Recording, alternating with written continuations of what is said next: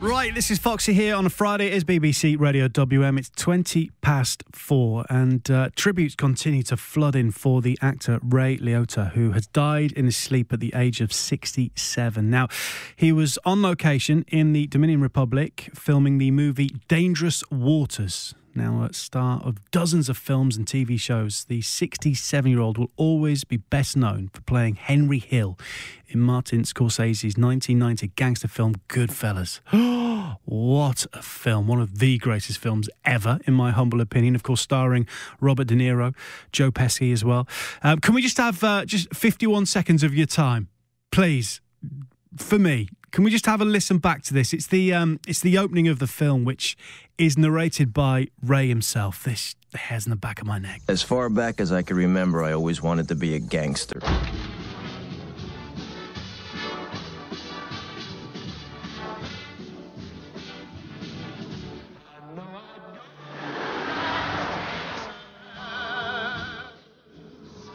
To me, being a gangster was better than being president of the United States. Even before I first wandered into the cab stand for an after-school job, I knew I wanted to be a part of them. It was there that I knew that I belonged. And to me, it meant being somebody in a neighborhood that was full of nobodies. They weren't like anybody else. I mean, they did whatever they wanted. They double-parked in front of a hydrant, and nobody ever gave them a ticket. In the summer, when they played cards all night, nobody ever called the cops.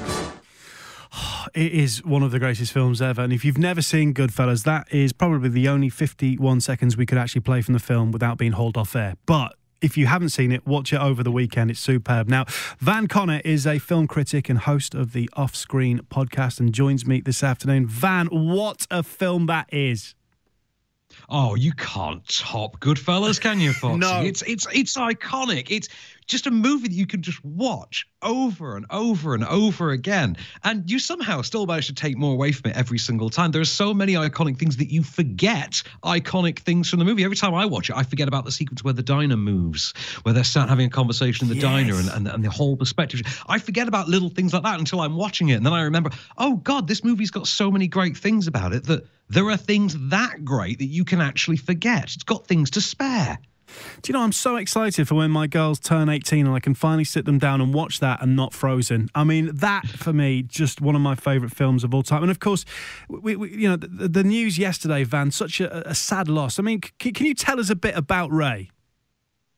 I mean, he was predominantly known in mainstream culture for the Henry Hill type role, even though it wasn't a role that he particularly took on very often. In fact, he had more of a penchant for playing psychos in movies, actually. I remember Unlawful Entry, one of the wave of R-rated for the adult thrillers that kind of dominated the industry in the early 90s. The usual, he's the psycho sort of friend gone mad or law enforcement agent gone mad. It was a trope that we did a lot back then. I think Michael Keaton had one out around the same time as well called Pacific Heights. But Ray Liotta's one was genuinely terrifying, and that was opposite Kurt Russell.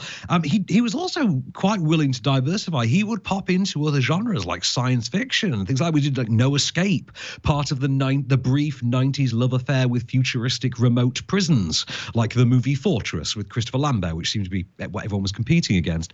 And yet, at the same time, he was actually more of an accomplished performer than that. He only had his first role in 1986. It was his first major role. It was in Something Wild in 86. And that got him his first award nomination. I think he was nominated for a Golden Globe for Best Actor. And that's only 4 years before he then goes on to star in Goodfellas. You know, a movie, as we have just said, so iconic that it defines a career. And yet, it still comes a year after Field of Dreams, another movie that's just part of the fabric of film history for its catchphrase, if you build it, he will come. He was in The Simpsons, wasn't he? And I think the joke in The Simpsons was that Ray was in every single film. Yeah, there's always one, isn't there? There's always an actor that has to get this, like, who inherits this mantle. I think for a while Samuel L. Jackson had it as well. It's like you can't have a movie unless Samuel L. Jackson's in it, and loads of performers, like Morgan Freeman seemed to be one as well. He was just in everything, and you don't mind when they're as much fun as Ray Liotta was, because you always knew that he was going to be one of the best things in it. I mean, interesting thing, one of his final film roles is going to be the culmination of an interesting story for the man, because once upon a time he was was considered for the role of Tony Soprano, which I don't think he was interested in because he was more of a film actor. And then only, in the last 2 years, when they released the prequel film, The Many Saints of Newark, Ray Liotta finally got to join the universe of The Sopranos, and he played Hollywood Dick Moltisanti and the family crime boss in the prequel era. And it was a role that you think, well, only Ray Liotta could possibly be, the boss before Tony Soprano's generation, surely. And it was casting that worked. I didn't know that because The Sopranos is my favourite TV show of all time, Van. Just naturally. Yeah, and I've just it's funny you should say that because I've just been on social media and I think it was on Instagram. There's a picture of James Gandolfini and Ray together, and I didn't realise that there was a connection. There was a lot of connection actually just between The Sopranos and all other mobster movies because of the Scorsese connection. Just everyone would just pop by. It was like having a visit from royalty on set. They actually had people in. It was a great point of the Sopranos. You had a lot of Italian American acting royalty who just became part of the Fergie even when they weren't in it. And that's how you wound up with so many great cameos over the years as well. And just finally, how do you think he'll be remembered? I mean, I personally will always remember him for the Heineken beer ad, but I think, like I say, it's pretty much always going to go for Goodfellas. He's always going to be remembered as, it's Ray Liotta, he's the mafia guy because of Goodfellas. And yet, not a role that he took on that often. The Sopranos is The Sopranos is 30 years after Goodfellas, and he didn't really dip his. He played Frank Sinatra in the late 90s in The Rat Pack, but other than that, he didn't really stick to one thing. He said himself, I've done movies with Muppets, I've been Sinatra, I like to vary it up. And you think, do you know what? Great philosophy to have. He was like the Gerard Butler of his time in that sense.